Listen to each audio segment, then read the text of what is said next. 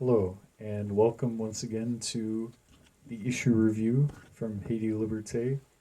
Joining you again, I'm your host Joseph, and we'll be taking a look this week at issue number 20 from volume 19 from the week of the 12th to the 18th of November 2025. So, as you've come to know and anticipate, we will begin by breaking down the cover page of this week. And on this week's cover, we have as our first article, Grève des professeurs au campus Henri Christophe. So there is a strike of the professors at the university campus of named after the king Henri Christophe, situé à Limonade, dans le département du Nord, est l'une des entités de l'Université d'État d'Haïti. So one of the state universities, there is a strike ongoing amongst the professors, and it'll be interesting to see how that turns out. We will look at that again on page 3. As our second cover page article, we have Réunion sur les élections annoncées. And this is a meeting discussing the elections which was announced and took place, and our caption, une réunion au FAST s'est tenue à la résidence du Premier ministre Alex Didier Fils-Ami, Aimé, au sujet des élections exigées par les puissances occidentales. And on page 4, we'll talk a little bit more about the outcome of the meeting and break that down a little bit more. As always, we have our sidebar with our articles. We will turn now to our editorial from our director, and the headline for the editorial is, quote, Une solution haïtienne, un slogan trompeur. And the editorial for the week will give you a little quote to talk a little bit more about it in depth.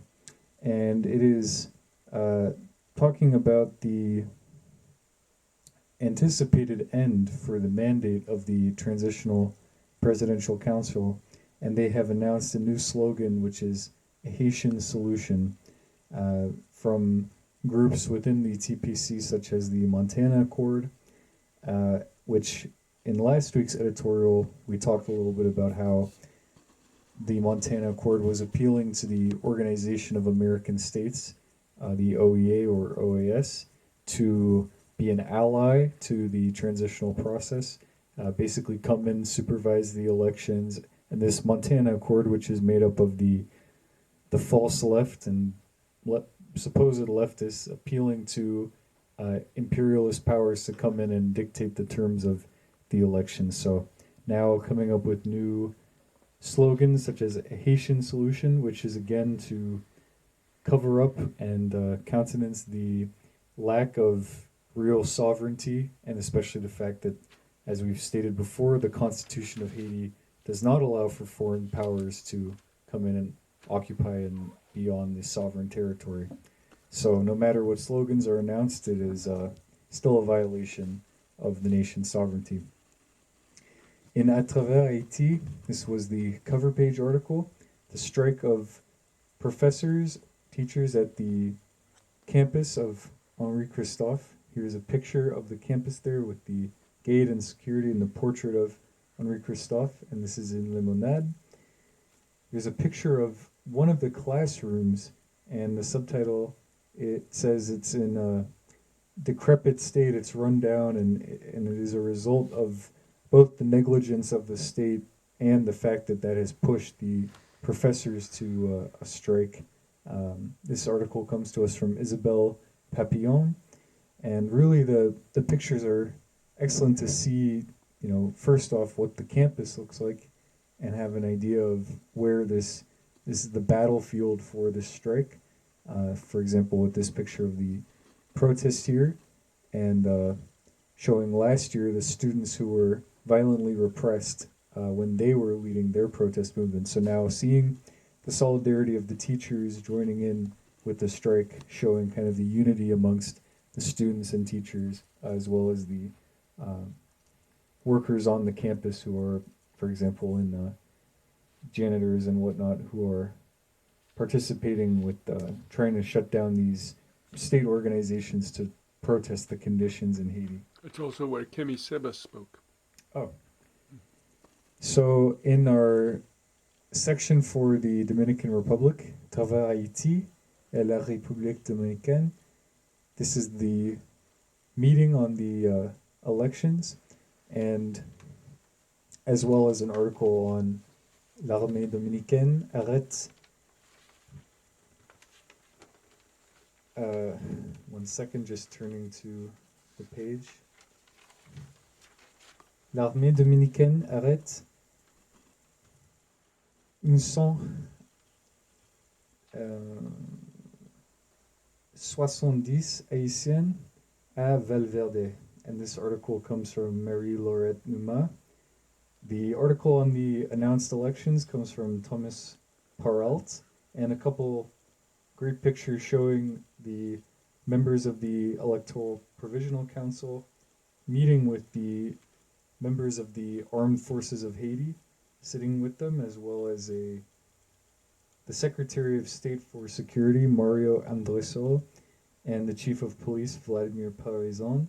So having this meeting between the armed forces, the security minister, the ministers of the CPT, to try and iron out some of the details for this election. And last week, our article in the English section, Impossible Elections and Official Gaslighting by Corinne Zuissant, kind of spelled out how unlikely it is that this election will take place.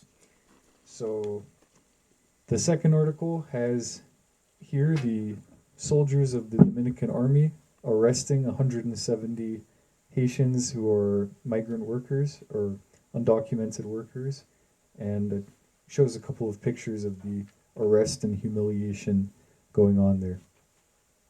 Next, in our perspective section, this is the aforementioned article by Kervin Zuissant on the impossible elections and the manipulation of the government.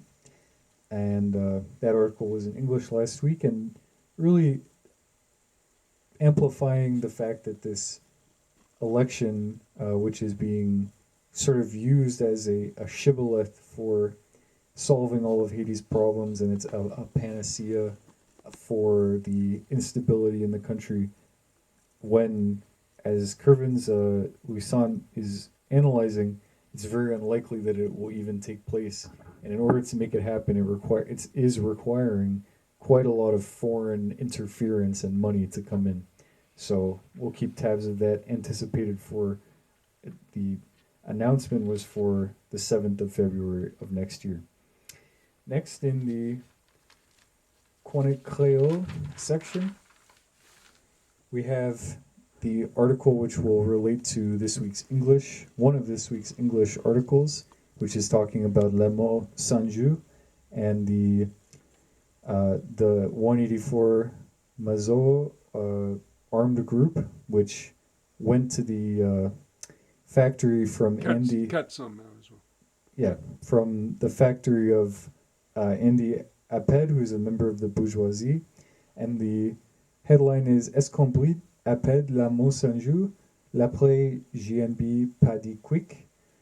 So we'll talk a little bit more in depth in the English section exactly what the details of this, the findings from this armed group were about the bourgeoisie's exploits. But suffice it to say, the exposing of the Apped bourgeois family and some of their trafficking, particularly drug trafficking, when the rules for the working class and the proletariat are not the same rules for those of the bourgeoisie. So this article in Creole breaks that down, and we'll talk more in English about the findings from that investigation.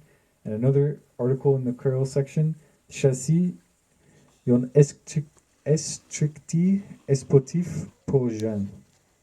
This is a sports initiative being done for the youth, and as you can see, there's a picture with a badminton racket, a basketball. So this is a part of a sporting initiative going on for the youth as a way to support organized activities, after school activities, and whatnot.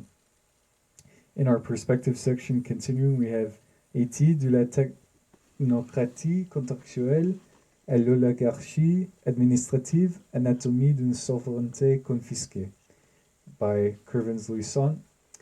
And Curvins had an article 2 weeks ago which was talking about the administrative organization which controls the finances and acts as a invisible tentacled creature for the oligarchy. So these are kind of continuing this expose about the bureaucracy, how they've used terms like modernization and fiscal accountability and efficiency to masquerade the looting of the Haitian state to their benefit. Continuing the articles from Catherine Charlemagne, we have in the Haiti d'une transition à l'autre. This is the 32 partie, the 32nd part. D'un processus électoral à l'autre, la saga continue. And this is the 18e partie, the 18th part of this, talking about the ongoing electoral saga. We have two pictures in this article. This is Councillor Finel Joseph, who is in charge of the electoral dossier for the Transitional Presidential Council. And this is a picture of Renaud Georges, an ex-senator and a former member of the Constitutional Assembly from 1987. So this will talk a little bit more about this ongoing crisis around the so-called supposed elections, which are supposed to be happening, and breaks it really down in a lot more detail. In our English section, This Week in Haiti, in the Creole article, this is the English kind of breaking down a little bit more. Claude de Bouquet armed group raids a factory that it claims is owned by the Aped family and producing illegal drugs. So there was a raid by Lamour Saint-Just, Joseph Wilson, and raiding this factory, which was able to then confiscate a lot of illicit materials that the Aped family, one of the bourgeois families, also who helped overthrow Aristide in 2004, and kind of helping expose the real lack of equality under the law when it comes to the bourgeoisie as opposed to the working class. So this expose is just one of many initiatives that armed groups can take and can use their power to really expose the bourgeoisie and reveal to light their nefarious activities, which they otherwise keep under the shadows in these properties that they control. And it should be said that there was also human remains found on this property when they went in, so can just say all kinds of crimes that they are conducting, again, using their property that they own privately to mask, cover up their crimes. We have another article, which is a student manifesto for radical political and economic change, and I'm very excited by the fact that this comes from the Jonathan Jackson Fred Hampton Committee of Revolutionary Students at Brooklyn College Academy. And really a great manifesto that talks about how the youth are responding to the ongoing genocide in Gaza, capitalist crisis and decay overall, and of course trying to pitch some solutions while also being aware that the problems are very great and they have to do with capitalist society, culture, relations of production, etc. So this has pictures from Jonathan Jackson and Fred Hampton, who were killed by U.S. police in 1970 and 1969, respectively. So, in honor of them, their memory, kind of inspiring the youth to go forward. In our centerfold article, we have L'évangélisme et ses dérivés, du cheval de Troie des États-Unis en Amérique latine. This talks about evangelism and its influence in Latin America, particularly from the United States. Of course, we have Bolsonaro, the former president of Brazil, right-wing fascist president of Brazil, and the influence that the evangelical movement has had under the Trump administration under Bolsonaro, for example, continuing attacks against indigenous people across Brazil, and just kind of exposing more how this legacy from colonialism and its religious and cultural, ideological impact has continued to influence the right wing across the Americas, particularly coming from the United States of America. So, Cheval de Troie. Cheval de Troie. In our perspective section, this is continuing from last week's articles about Zoran Mamdani. Mamdani conquiert New York. L'illusion d'une gauche renouvelée.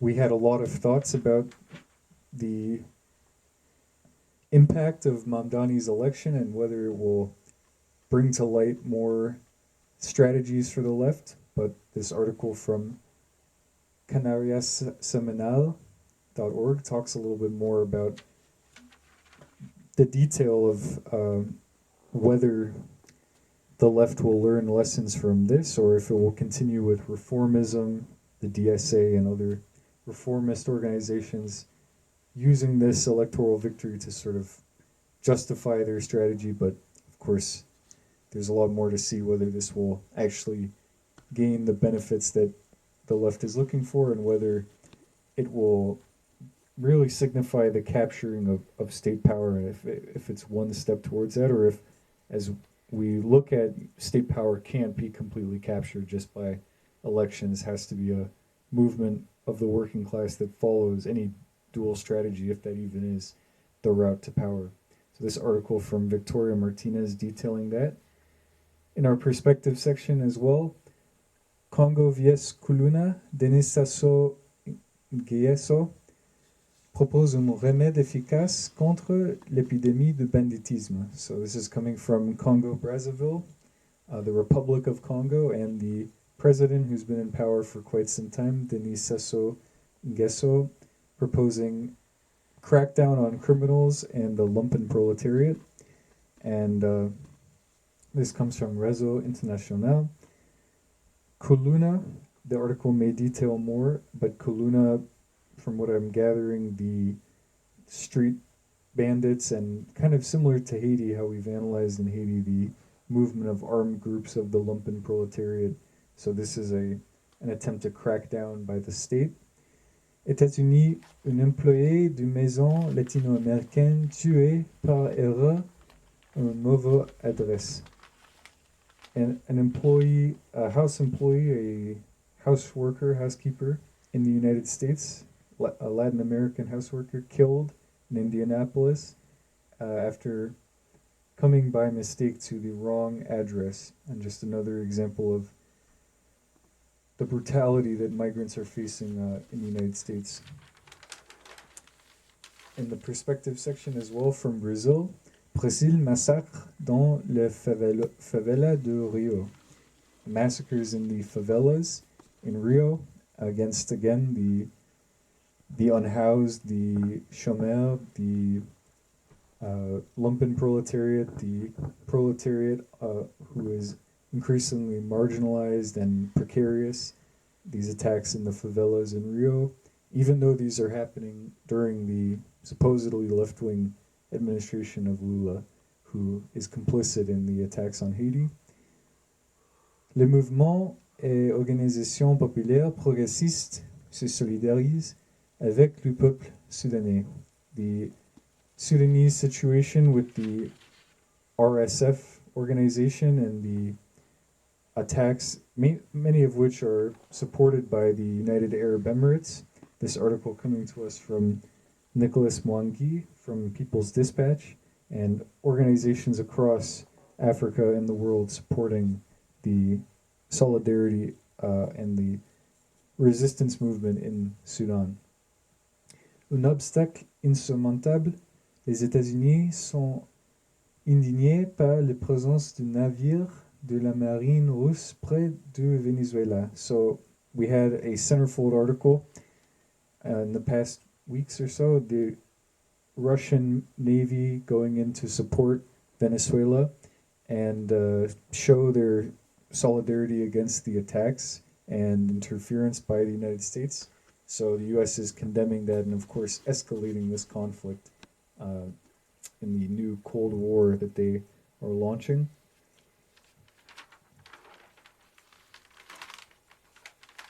From Vient du paraître, we have Dictionnaire des étrangers qui ont fait la France sous la direction de Pascal Aurier, un ouvrage à consulter par tous les récits des xénophobes de France et de l'air. This is a dictionary, this article by Wiener Kearns Florimond, which is a dictionary of foreigners who have been in France, who have made France, so talking a little bit about the presence of diaspora groups and many coming from the post-colonial former French Empire or current French imperialism, such as the France-Afrique. And this talks a little bit about the reaction, particularly of xenophobia and racism that many in the diaspora have faced in France. So it's very interesting. It has 1,186 articles in total by Pascal Horry, this compilation of articles. Et à travers le monde, Malaisie, violation des droits syndicaux chez Lumeled. Lumeled, the company, the enterprise, where there have been many violations of the rights of unions to organize and go on strike in this enterprise, and article coming from Industrial, a support solidarity organization for industrial movements. From Palestine, 12 adolescents tués par les forces israéliennes près de Jérusalem. So 2 Palestinians killed, and Palestinian Ministry of Health naming them as Mohammed Atem and Mohammed Qasim. Both were 16 years old. So horrific continued crimes by the Zionist entity against Palestinian youth. In Iraq, 2 travailleurs tués et 8 blessés dans l'incendie d'un oléoduc. At an oil refinery, there was a fire, and 2 workers were killed and 8 were injured in this fire that occurred. This article also coming from Industrial.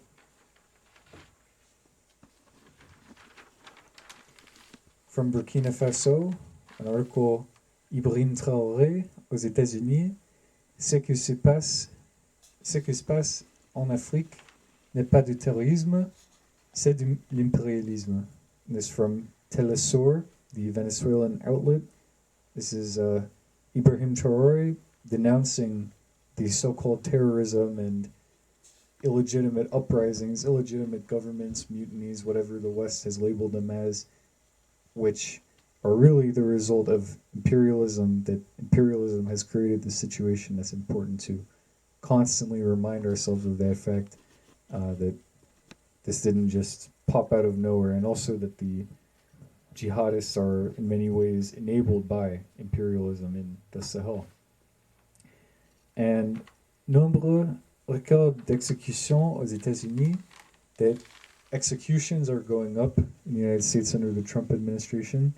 The author of this article, Helmut Ortner, is a member of the consultative council of the Giordano Bruno Foundation, working principally on the death penalty and a history of it.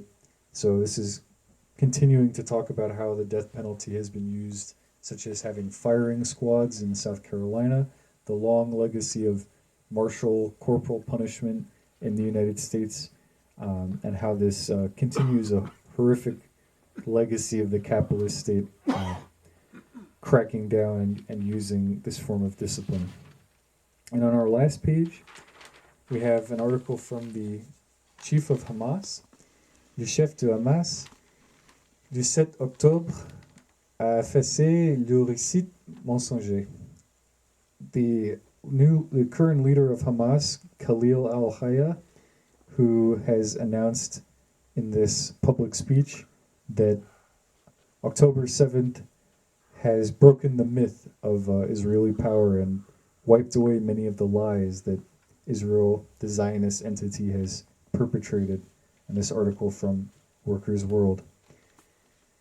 That's all for another edition of the issue review.